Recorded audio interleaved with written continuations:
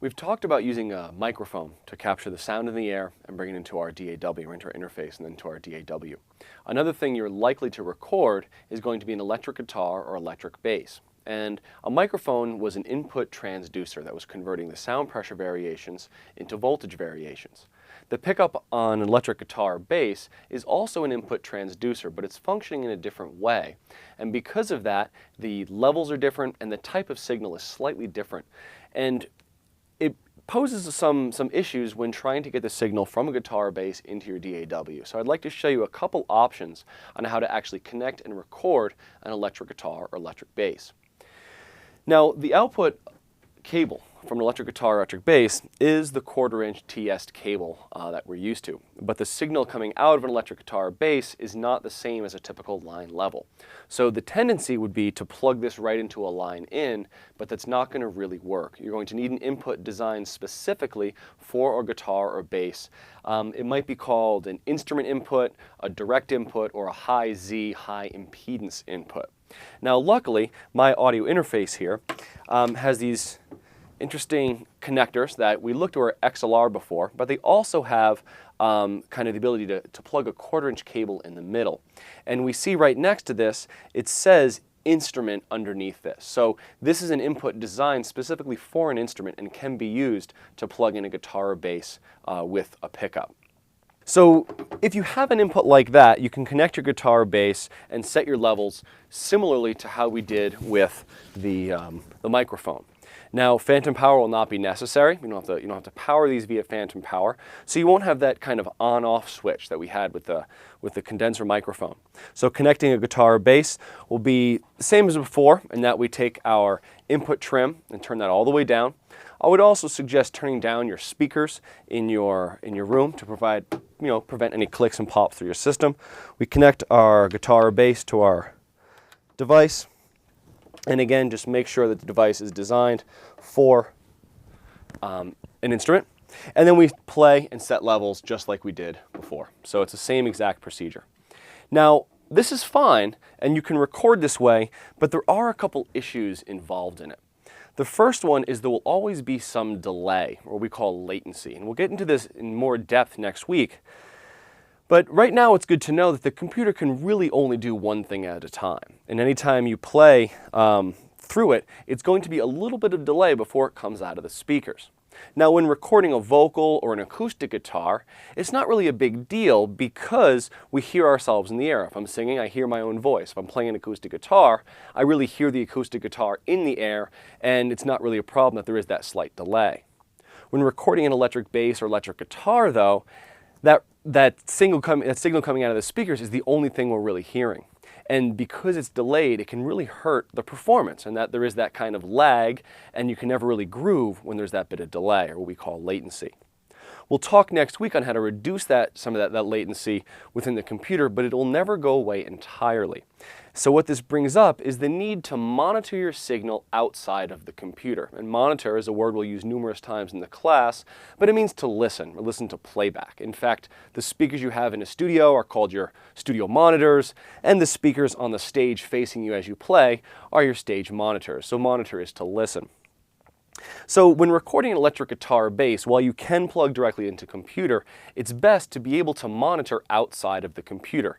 And that's where an amplifier can really come in handy. So instead of plugging directly into the interface, we can use an amplifier so that we can hear the sound in the room and then go from that into our interface. Now, there's a couple ways we can accomplish this, and I want to go through a variety of ways. The first way would be to plug the bass or guitar into your amplifier and put a microphone in front of the amplifier and record that into your interface. And that's a very common way to record, and it really is a great option. The benefits of that is you'll get the sound of the amp, and really, the amp makes up an integral part of the sound of any electric guitar or bass performance. You never really hear the sound of the bass without the amp, you know? Just part of the sound. So recording with a microphone makes a lot of sense. The downside of that is that you will get the sound of your room in there. Remember, every time you're recording with a microphone, you're recording the signal, but also recording the room it's in. So if you're not in an acoustically perfect room, then you might not want to put a mic in front of your amplifier. Also, having a mic in a room does it makes recording a bit harder. There's the chance of feedback with your monitors, there's the chance of just noise and moving around you hear, so it's nice to be able to record direct. And by direct, I mean plug directly into your system, your interface, or into a DI box, or right into your amplifier, and using a line out. So you'll find many amplifiers allow you to plug into the amplifier and on the back have a line out. And let's look at how that would work. Again, when you're disconnecting your gear, you want to make sure that you turn the input gain all the way down and probably want to turn off your speakers as well. So I'll turn the input gain down on my interface all the way, and I'll disconnect my bass. So we can plug our bass or guitar into our amplifier, and because it is an amp designed for bass or guitar, it's always going to work with an instrument input, right? It's not designed for a line input. This amplifier on the back has a variety of 1/4-inch connectors, and we want to make sure we use the right one. There is one that says line out, and that's the one you have to use. There are another two on the back of this one that say speaker out, and it's essential that you never hook a speaker output to any line in any of your gear. The speaker out are very, very high levels. They're designed to be hooked directly to a speaker and give you all that volume, so you really don't want to connect those to a line input. So I'm going to take the line out from my amplifier and plug it into my interface. And this is using a standard 1/4-inch instrument cable, a TS cable. Line out from the amplifier into the interface. And like usual, we use the same exact procedure. I had already turned the input gain all the way down, and now I can increase that gain and set my levels as usual. The benefit of this is that when I play through my amplifier, I will hear it in real time, right out of the amplifier without any latency, and I'll get a nice solid signal going into the computer. The other benefit of this is I'm using the preamp that's built into the amplifier here, and this preamp in any amplifier colors the signal a bit. So it might not sound exactly like an amplifier does when you hear it through the speaker of the amp, but it does get some of that character. You get some of the distortion in a guitar amp, and you get some of that nice compression that you get using a bass amp like this. So that's a really good option if your amplifier does have a line out. Now, not all amplifiers have a line out.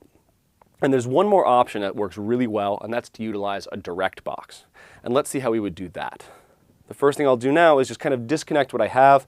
I'll turn the input gain on my interface all the way down and disconnect that. And I'm going to disconnect my guitar from my amplifier here as well. Again, just like we did with our interface, I want to make sure the input gain of my amp is all the way down to prevent clicks and pops from coming out of the amplifier. Getting the idea of this, right? Always turn the gain all the way down, then disconnect and connect things, then turn the gain up. Kind of makes sense, right? Avoid those clicks and pops. So a direct box, like we saw before, provides us a way to go from 1/4-inch to XLR. And another thing that it does that's really important is it matches the impedance of a guitar or bass and allows it to be plugged into a line in. The level will still be very low, but it gets that impedance correct, which is that what they're really saying with the instrument in or the direct in. If we look at a direct box, we're going to see that it has 2 1/4-inch jacks and 1 XLR jack. We'll take the output of the guitar directly into the direct box to one of those 1/4-inch inputs. I can then take the XLR out and go to my interface.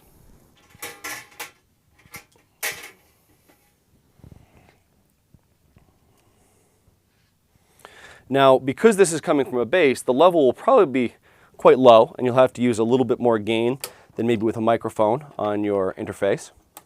But if you have a bass or guitar with active pickups, it could be quite high. The level setting procedure will be the same as with a microphone.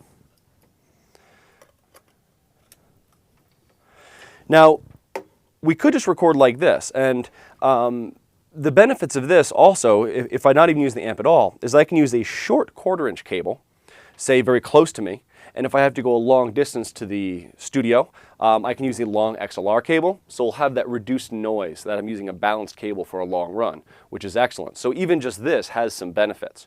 But since I do have that parallel output, that secondary 1/4-inch cable, I can go from there into my amplifier.